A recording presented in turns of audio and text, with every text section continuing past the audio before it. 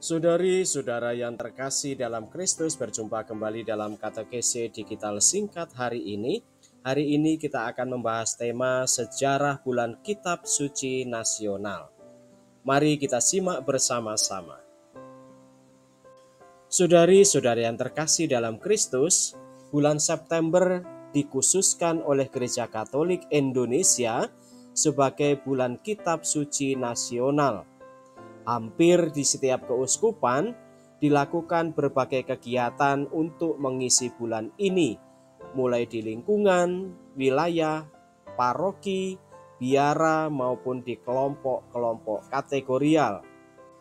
Kegiatan-kegiatan tersebut misalnya lomba baca kitab suci, lomba mazmur, pendalaman kitab suci di lingkungan, pameran buku, dan sebagainya. Kegiatan ini terutama dilakukan pada hari Minggu pertama bulan September, di mana kita merayakan Hari Minggu Kitab Suci Nasional. Perayaan Ekaristi akan berlangsung secara meriah. Diadakan perarakan khusus untuk kitab suci, dan kitab suci ditempatkan di tempat yang istimewa. Lalu, sejak kapan tradisi bulan Kitab Suci Nasional ini berawal? Untuk apa?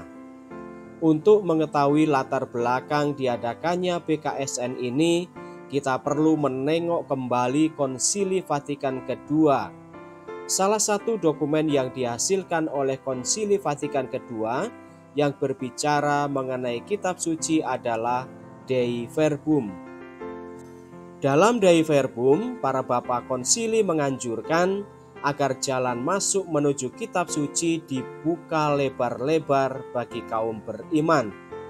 Konsili juga mengajak seluruh umat beriman untuk tekun membaca kitab suci. Pertama-tama yaitu dengan menerjemahkan kitab suci ke dalam bahasa setempat, salah satunya bahasa Indonesia. Usaha telah dimulai sebelum Konsili Vatikan II, dan Gereja Katolik telah selesai menerjemahkan seluruh kitab suci, baik Perjanjian Lama maupun Perjanjian Baru. Namun, Konsili Vatikan II menganjurkan agar diusahakan terjemahan kitab suci ekumenis, yakni terjemahan bersama oleh Gereja Katolik dan Gereja Protestan.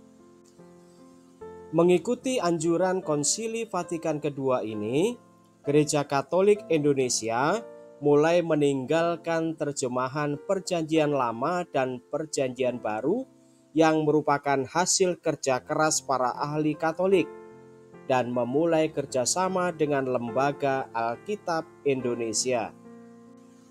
Dengan demikian, mulailah pemakaian kitab suci terjemahan bersama yang merupakan terjemahan resmi yang diakui baik oleh Gereja Katolik maupun gereja-gereja Protestan di Indonesia.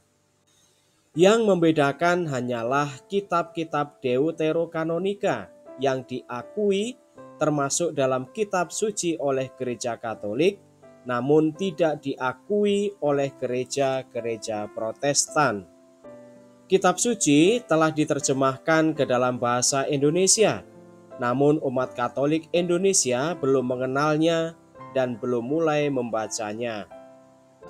Mengingat hal itu, LBI yang merupakan lembaga dari Kantor Wali Gereja Indonesia untuk Kerasulan Kitab Suci mengadakan sejumlah usaha untuk memperkenalkan kitab suci kepada umat dan sekaligus mengajak umat untuk mulai membaca kitab suci.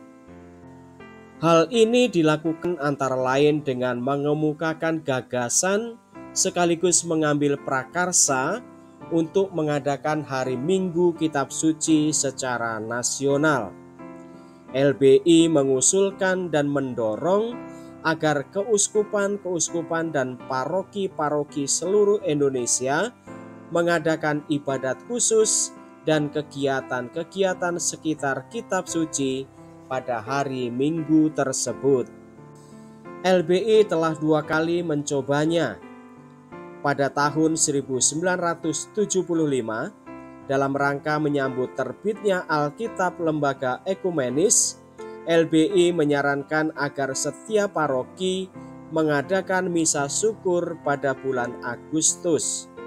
Bahan-bahan liturgi dan saran-saran kegiatan yang dapat dilakukan beberapa bulan sebelumnya dikirimkan ke keuskupan-keuskupan. Percobaan kedua dilakukan pada tahun 1976. Akhir bulan Mei 1976, dikirimkan bahan-bahan langsung kepada pastor-pastor paroki untuk hari Minggu Kitab Suci, yaitu tanggal 24 dan 25 Juli 1976. Ditambah lampiran contoh pendalaman leaflet, tawaran bahan diskusi, dan lain-lain. Sekalipun 2 kali percobaan, itu tidak menghasilkan buah melimpah seperti yang diharapkan. LBI toh meyakini bahwa hari Minggu Kitab Suci harus diteruskan dan diusahakan dengan tujuan sebagai berikut. Pertama, untuk mendekatkan dan memperkenalkan umat dengan sabda Allah. Kitab Suci juga diperuntukkan bagi umat biasa, tidak hanya untuk kelompok tertentu dalam gereja.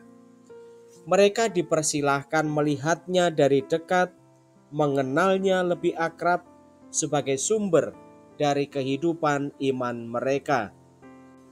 Kedua, untuk mendorong agar umat memiliki dan menggunakannya. Melihat dan mengagumi saja belum cukup. Umat perlu didorong untuk memilikinya. Paling sedikit setiap keluarga mempunyai 1 kitab suci di rumahnya. Dengan demikian, umat dapat membacanya sendiri untuk memperdalam iman dan kepercayaannya sendiri. Dalam Sidang Mawi 1977, para uskup menetapkan agar 1 hari Minggu tertentu dalam tahun gerejani ditetapkan sebagai hari Minggu Kitab Suci Nasional.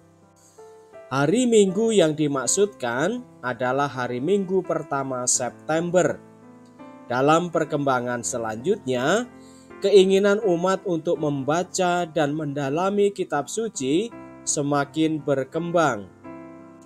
Maka, 1 minggu dirasa tidak cukup lagi untuk mengadakan kegiatan-kegiatan seputar Kitab Suci.